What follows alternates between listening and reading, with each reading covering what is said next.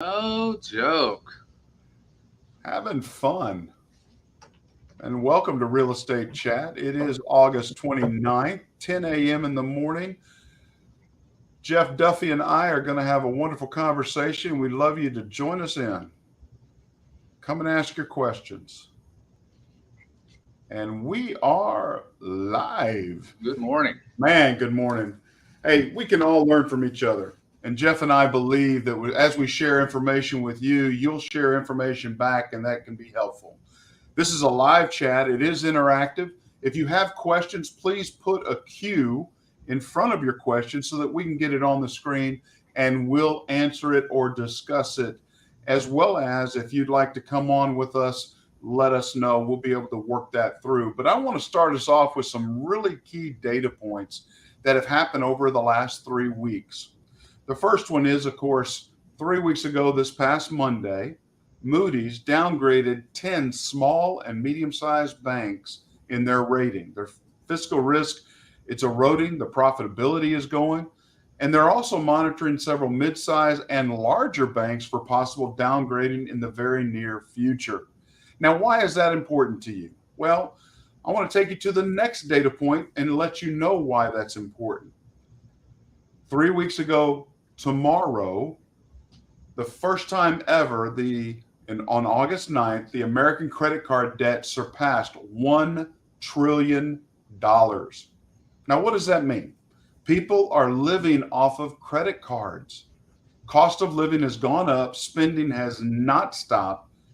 And with the downgrade of the banks, guess what? The good credit card holders are paying interest at 15%, are now paying 21%. The mid or poorer ones that are paying 24, 25 are now in the 30s possibly. This is a big concern as 1 trillion because $455 billion of that credit card debt happened in the last 3 months. What does that mean? Well, we could easily be in $2 trillion by Christmas, Jeff. I mean, if spending goes and we continue to go down this road and not realize it, it's amazing how people pay minimums all the time. And they never get caught up, especially with interest rates going up in that realm. My goodness, what do you see? I see a crash, a recession, not just a recession just economically, but an impact to a total depression here potentially happening. What are your thoughts? Well, we are just, I'm going to say the proverbial we are tired of everything costing more, but we're making less. Now, I don't mean to say that as an excuse. I don't mean to say that as a cop out or a way of bailing out bad decision making. I'm not trying to do that because that's there. But when the cost of living and everything within inflation continues to, when it goes up, but yet our income does not match that rate by any stretch of the imagination. And we've talked about this for a decade almost, but it's really coming to, it's really, the buildup is there as far as it's coming to a head. That's the word I was looking Coming to a head. I agree. And it's just, it's a pinprick. It's just going to set it off, it feels like. It is a time bomb, and I see some things, but I want to share one other data point happened 2 weeks ago that I want to make sure people on here feel, hey, if you're a part of the real estate market, you should feel excited. Now, you know a gentleman by the name of Warren Buffett, right? I've heard of him. Heard of him. Probably a pretty good economist, probably a pretty good financial guy. I mean, he's worth $32 billion. Well, 2 weeks ago, Warren made a bet. He made an $814 million bet. He invested into 3 builders, D.R. Horton, Lennar, and NVR. Now, I don't know what he knows, but I got to believe he knows something in the real estate world that's going to be changing. Why would you take almost $1 billion and dump it into the real estate and builders market if you didn't feel like builders are going to evidently increase their volume, but also rates are going to come down? Is that what you sense? I mean, because that's how I read that. It totally makes sense. Why would someone with that knowledge and that's his skill set, and he's proven he knows what he's doing. I think so. Oh yeah. I think he's proven with his track record. So no, I we pay attention to those who know what they're doing, and that makes sense to what you're saying. Because aren't we just in DFW alone still somewhere around 25,000 lots short of what the home builders are needing right now? Is there Oh yeah. somewhere in that number? And I could be way off, but I know it's a big number. It's a big number. Builders have been slowing down because buyers, I guess, have convinced themselves, I'm not going to pay this higher interest rate. Well, guess what? I want to let you in on a little secret. Ever since 1942, we've been tracking interest rates. And guess what the average interest rate since 1942 to 2023, if you average every interest rate out there given, guess what the average interest rate is? What's that? 7.75. Oh, wow. 7.75. So we still are in good interest rates comparatively to the historical track record of real estate. It's unfortunate that we've had the historical lows in the most recent years, 2.5% to 3%. And people, well, I want to get back to that. Well, guess what? It ain't going to happen. It's not, I mean, as long as you want to wait, then your waiting is forever.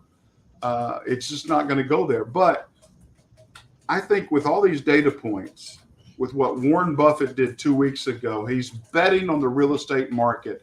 So here I want to share something with you and our audience, those that are listening. So give me a moment. We're still learning this new process, this new focus, but I want to share this to show you what the real estate market is a win. 90% win rate. If you have somebody that's going to stay 7 to 10 years in a home at minimum, there is not a single decision, no matter what interest rate you're at, that you're not going to win. Since 1942, look at that, all green. Only 7 years have we had negative growth in the real estate. And even during those decades, we end up positive. So if you're a realtor, you should be very happy. This is exciting. You've got one of the strongest minds financially, economically, betting on our industry. You've got track record of a 90% win rate across the board. We should be convincing and letting people understand that real estate's a great bet and that it's going to grow in equity for all of those that are homeowners. Those that are not homeowners, you're not investing, you're not going to get the return in the stock market or the mutual funds or anything else or CDs. Real estate is a win here. I mean, look at that. Even the worst, 2000, we're still at a decade, 66% growth. To me, this is an unbelievable data point that we all should be excited about and we should be aware of. What are your thoughts, Jeff? It's funny. Even look at the track record through the 80s. As horrible as everyone just remembers that, it took a first couple of 90-91 to pull out of it, to pull out of that dive that it was in, but it's still total green.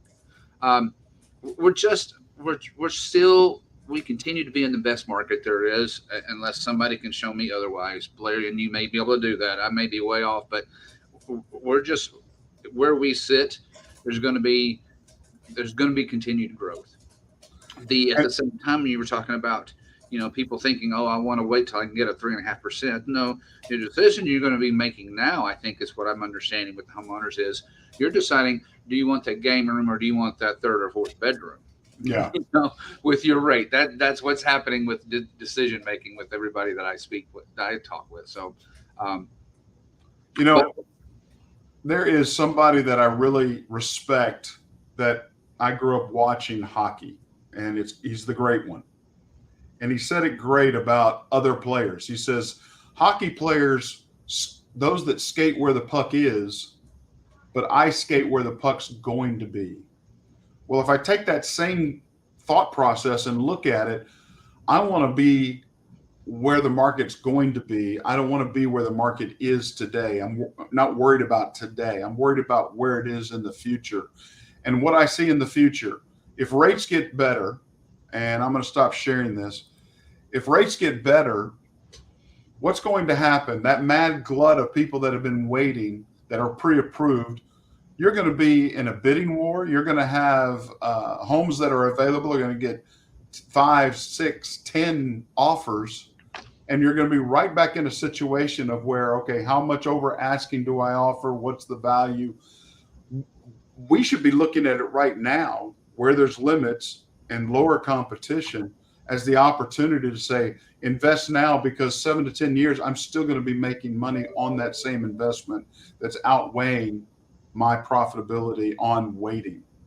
Because there is a cost to waiting. That's true. Very large cost of waiting, but then there's also a cost of investment. And if the market's going to continue to go, have we seen a downturn in all your title work, everything? Have we seen any downturn in home prices? Sellers are still holding their ground. They saw those numbers that were when people were in a bidding war over the last couple of years, and at the moment they're holding their ground. I've not noticed any, and no one has told me that they're experiencing.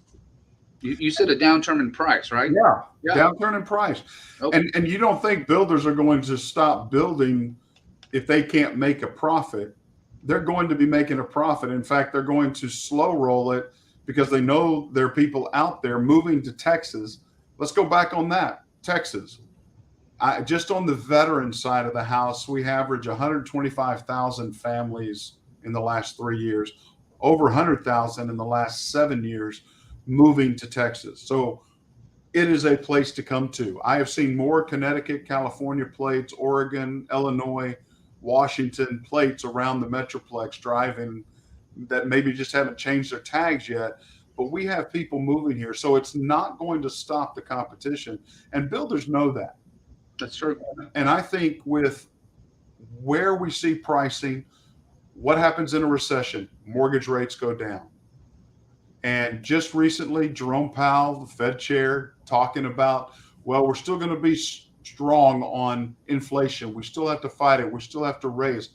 Well, some of them are saying, no, we don't need to. We just need to wait for the numbers to catch up. Let it catch up. That's exactly right. And the jobs number, they're seeing a strong jobs number, but what they don't understand is that they've seen people lose a job. Well, guess what? They go get 2 more jobs to replace that one job, and all of a sudden they're counting that twice.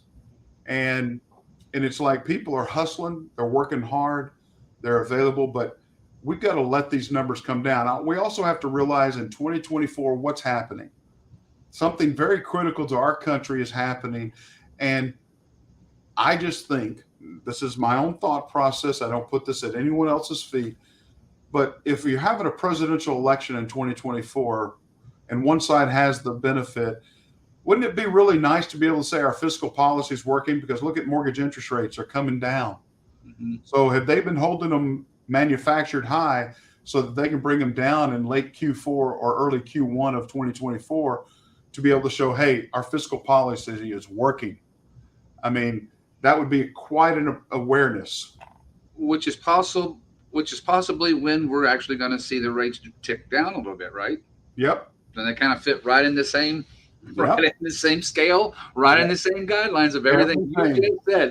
They're like interesting. They're running neck and neck, and what we're hearing, what we're being told. I just hadn't heard anybody parallel it to the presidential election, but the bottom line of it is that's everything they're talking about. Late Q4, December to early Q1, January, and it's just really interesting to me that builders know this.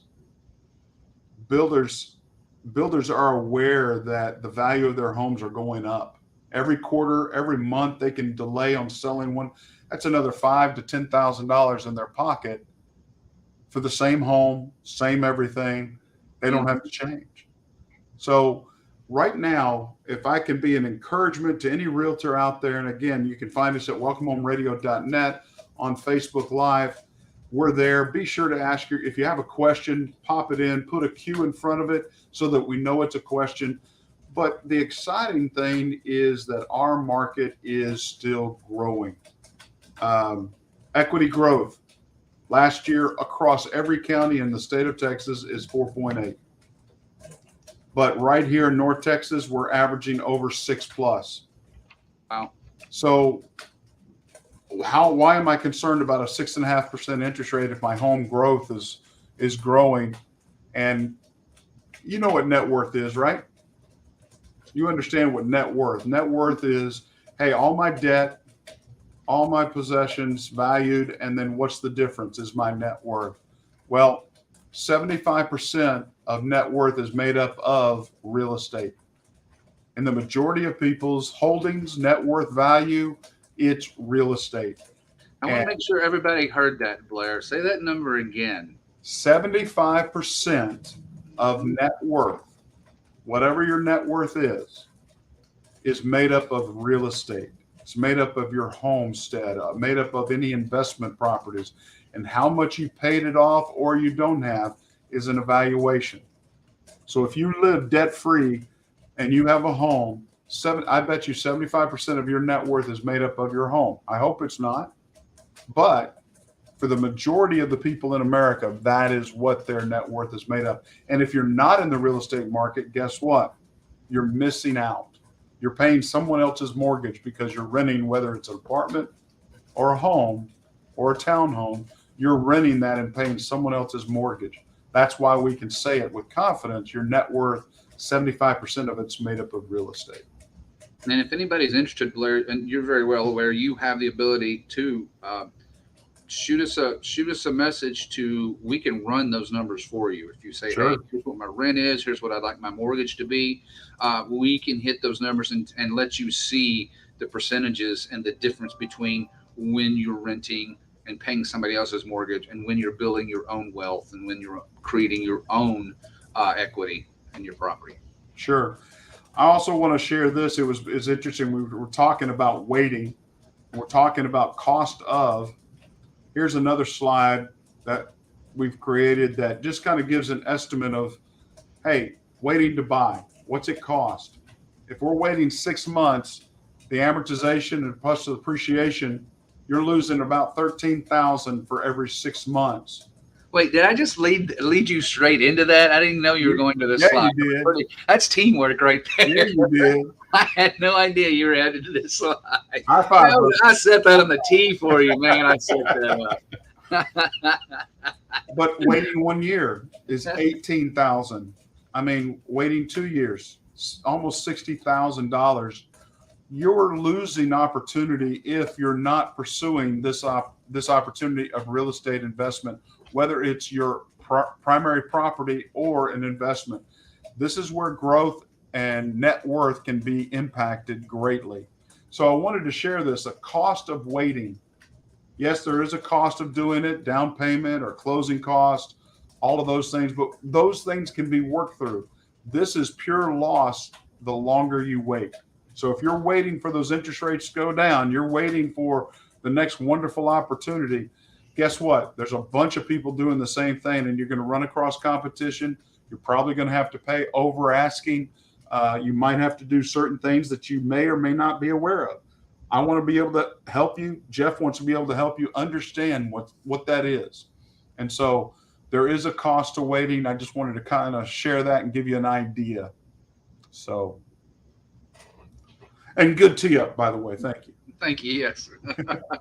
So what's going on in the title world? I mean, a lot of people don't understand about title insurance.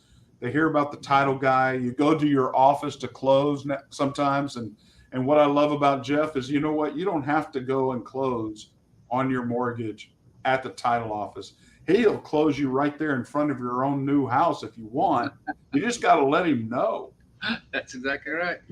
Communication is the key, isn't it? There you go. There you go. And we visited on this recently, you and I, Blair, that our biggest challenges in the title world today is wire fraud.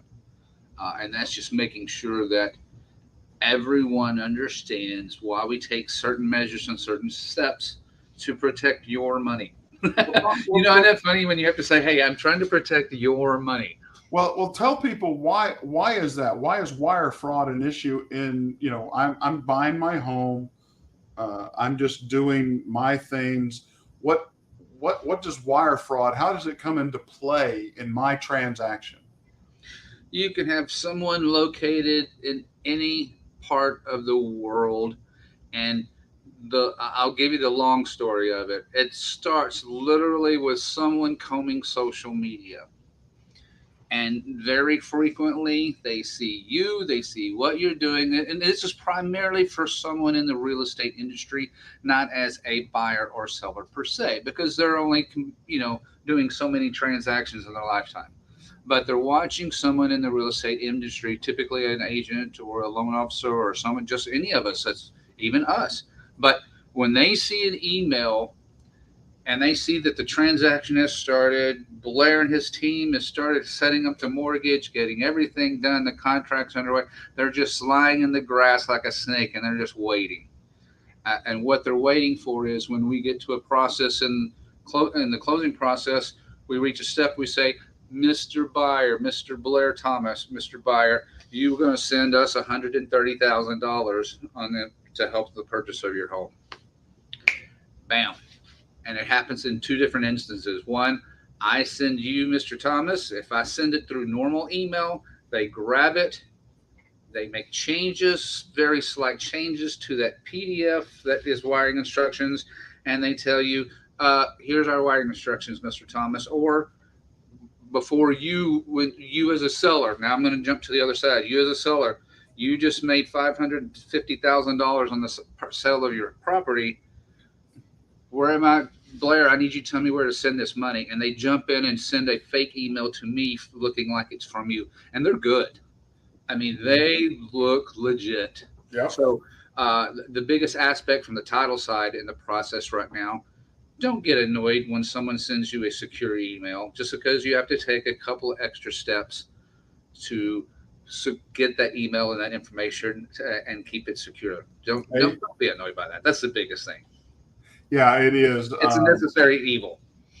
It is because, like you said, you are protecting them. You are protecting what they value, especially if a seller is receiving a large payoff on a debt-free home. Sure would hate to have that wire transfer go somewhere else than where you want it to go. The litigation started, for a perfect example, Blair. This started, so I may have already told you about it. This was a broker receiving the commission on a commercial deal. And those deals can take a year to close. $104,000 lost. That was his commissions. So when you banking, you're thinking you've got everything done, and a title company does not pay attention to what they're doing. 104 grand gone. So wow. That's the reality of what's really taking place. And I want to say somewhere in this last year, there's been over 8 million attempts at wire fraud. As far as those are the ones we caught, not just the ones dealing with you. Those are the ones where somebody went, oh, wait a minute, this doesn't look right. So we realized. So anyway, that's really our biggest challenges right now, as far as moving forward, as far as what we do in the title industry. Otherwise, title insurance is pretty boring in general. Well, I don't think it's boring because, I mean, my goodness, if people, you have cash deals, you have certain things, but you still, when you buying a property, you want to know that nobody else is going to come back and say, wait a minute, you didn't have authorization to buy that. That's exactly right. If you guys go back in history, I mean, Geronimo may have owned that property and his family's going to come back and take it away from you, I guess. I mean, you check it all out, right? It can happen. It can go back to sovereignty from when the first deed was filed. The title company can search and find that info out. Yes. So you do a very large piece of work, but it's unappreciated, I think, in our industry because they don't understand it. I know I did not for a long time. But what the value is that you're buying something that it's going to be yours in paying this person, and you're buying it from the person that actually owns it. How many straw buyers, how many different opportunities out there for fraud in our industry happens when somebody's selling a home that they don't really own. Every day. Now, I know you and I have chatted about this, but I still want to talk about it because I find it amazing. Is title lock really a necessity? I mean, come on. I mean, does title fraud happen that much? Let me put it to you this way, and being nice and not pointing fingers or being derogative. How about that? Okay. I do not know. This is my 30th year in the industry. I do not know one person in the title industry who has title lock. That's the way, that's the way I can say it. I don't want to be mean. I don't want to be negative. I don't want to be. I do not particularly subscribe to those businesses, and I don't know anyone who does. If somebody just feels the need for that comfort and safety and security for that $100 a year, by all means, that's your decision. That's your prerogative. Yeah. I don't understand it. I'm mystified by it, but it's just like credit, your credit lock, or your, what do they call it? Mm-hmm. I don't know what it's called, but I forgot the name of it, but they monitor your credit. I'm like, I don't want to know after the fact that's happening. I want it stopped before. Right. And guess what? I'm going to tell you a free, simple way to do your credit, okay? And it's free. Experian, TransUnion, and Equifax all give you the ability to go in and lock your credit. No one can pull your credit, not even a new employer, not even a car salesman, not anybody, without you unlocking it. And so if you lock it, guess what? Nothing can happen about your credit. And so it's free, it's simple, but you do have to take those extra steps, but they're really easy. Just don't lose the PIN or the access so you can unlock them later. But just be aware that you can lock your credit just as easily as anyone else. You don't need to pay somebody to monitor it for you. So, hey, there is tell me something. I was in a waiting room and I just didn't get to finish the article. But the magazine was talking about, for decades, jumbo loans have been the preferred loan for lenders. Why? You've got somebody that's making good money. They've got a good interest rate. So lenders, and now stop me at any point in time. I'm going through, I was reading an article, and so they prefer jumbo loans. But the article then said, well, that's not the case anymore, because no one is that secured as far as, tell me, I didn't get to read it all. So I know I'm kind of just coming at you, throwing something at you but they spoke about how now jumbo loan, it said jumbo loans are not preferred, but a normal 500, what's normal nowadays here in our market? Very true. That's a great question. I'm going to have to go back to our industry and let people understand how it works. First off, as mortgage originators and lenders, every one of us sells our mortgage to a secondary market. Unless you're a hard money lender or you're non-QM and you're doing your own book of loans, then you write to those decisions, those risk factors. But we write to, generally and generically, everybody writes to a book of secondary market purchasers, whether it be the VA, FHA, USDA. So we have guidelines, and why the reason of the value is it also gives you the interest rate. Most lenders do not like loans under 6 digits. That means less than 100,000. Okay, why? Well, if I have $1 million and I want to invest it and I want to get a guaranteed return on it, I want to spread my risk out. But I don't want to spread my risk out to a bunch of barely making $60,000, $80,000 purchases. I want to be above 100,000. I want to have my million be spread across maybe 2 to 4, 5, or 6, and that spreads my risk out. So you're talking about a jumbo being higher, normally at least above 750 or in the millions. Your risk is all in one basket. So you pay extra money in your interest rate for that use of that money. Okay. Just like that, less than 100,000, you're going to pay extra because they don't want to have to spread it out so much. Right. With a little bit more. So the sweet spot is standard mortgage lending, 762.5, I believe, or 765.2, which I forget it, but that's a conventional mortgage. Our home prices right now are averaging between 450 and 500,000 across the country. So everybody likes to be able to get into that sweet spot. So that's the best interest rates. That's where investors say, hey, I'll work with more and more people if I can spread my million across two people and take that risk and nullify. So yes, supporting the majority, supporting jumbo loans are very far and few between for the most part. There are certain areas, Highland Park, the new Frisco Hall of Fame PGA area, all of that is, you've got the larger areas, the Glen Eagles, Bent Tree, but most lenders want to see for that $1 million, I want to see 2 to 4 loans in there. And that I'll maximize my dollars, minimize my risk.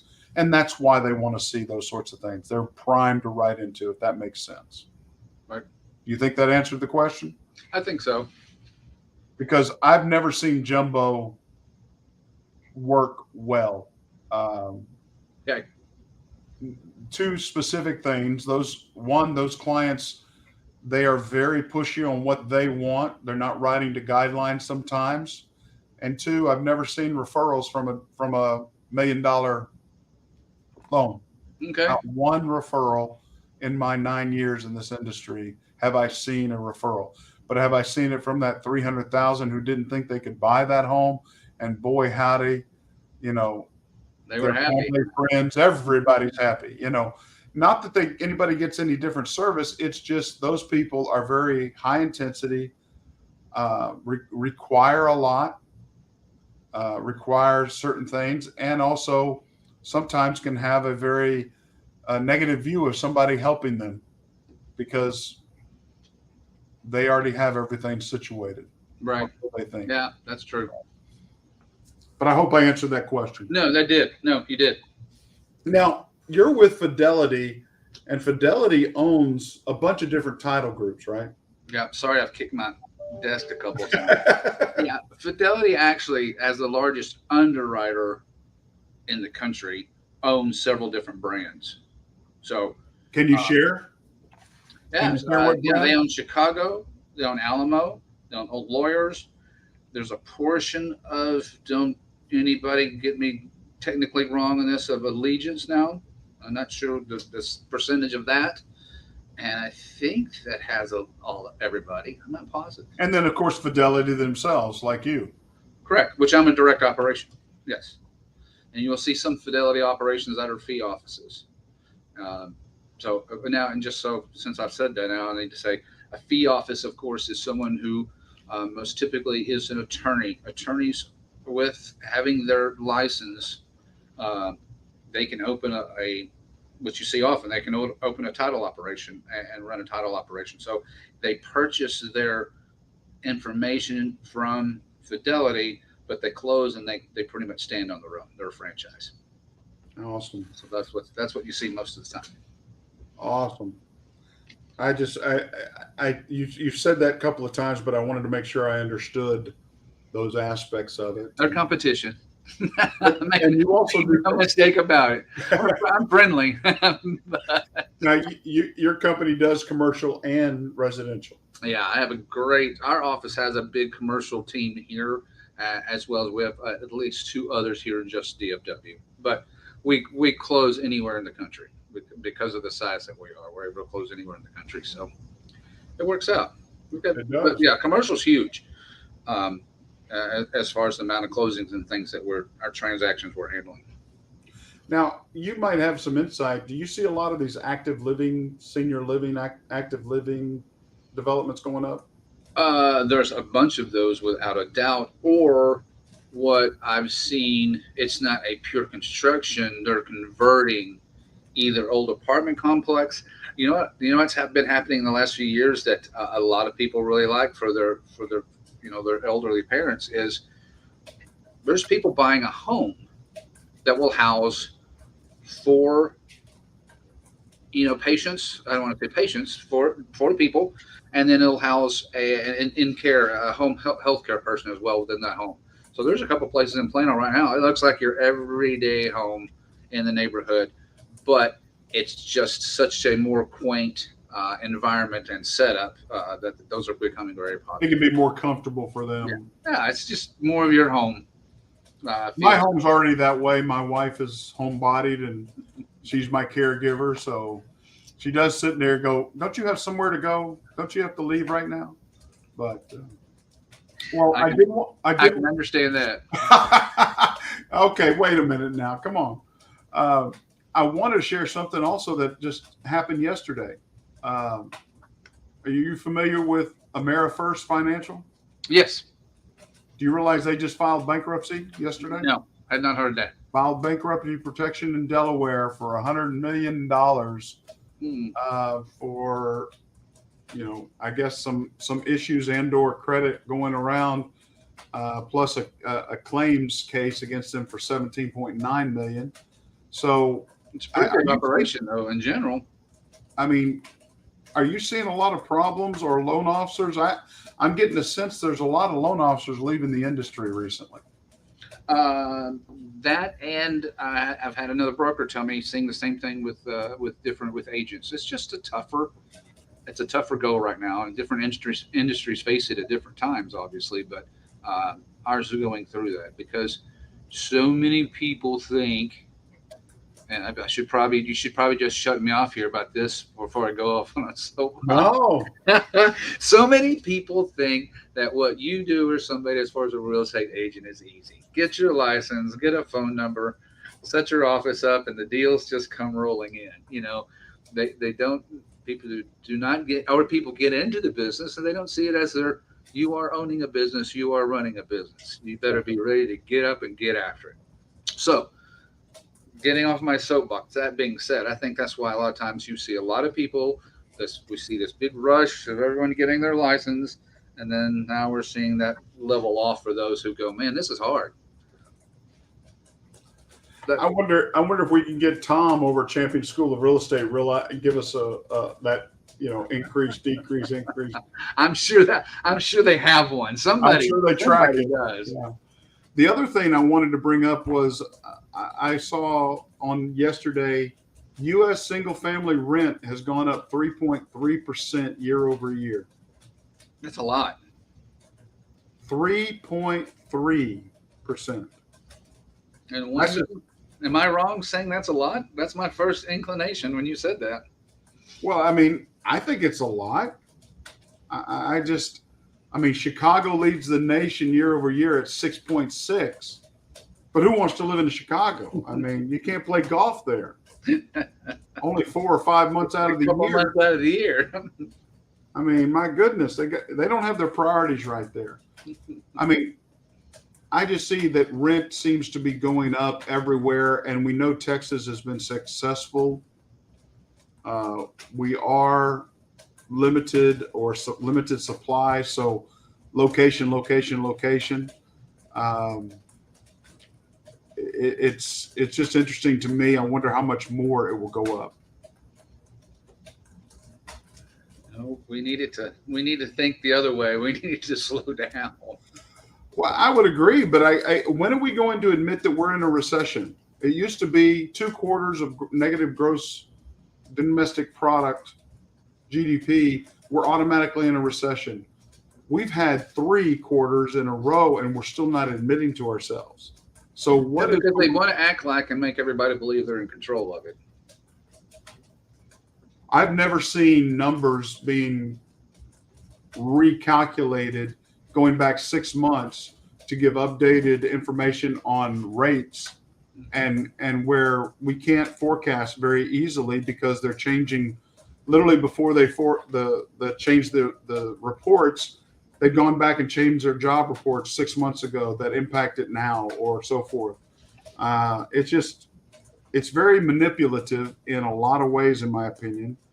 And I just think there's a purpose behind it, but that's just me. Um, I You mean the purpose when you said you mean the purpose behind it? What do you mean the purpose behind it? As far as what people are looking at, as far as considering it or using the big R word that you just used? that no one wants to talk about. What R word? Recession. Well, I think they're trying to avoid recession. I do think they want to show that they're in control, but I also think there is a long-term purpose here toward the election and delaying so that there's something big to talk about. Right now you're hearing a lot of conversation about, hey, we're going back into a COVID lockdown. I'm right there with you. Don't I remember how much you loved wearing masks, which you barely did, if I recall. Yeah. That was my point I was getting to. I guess I could say, look, guys, if you're wearing a mask and you smell your own fart, then it's not working. I mean, it's just I never understood.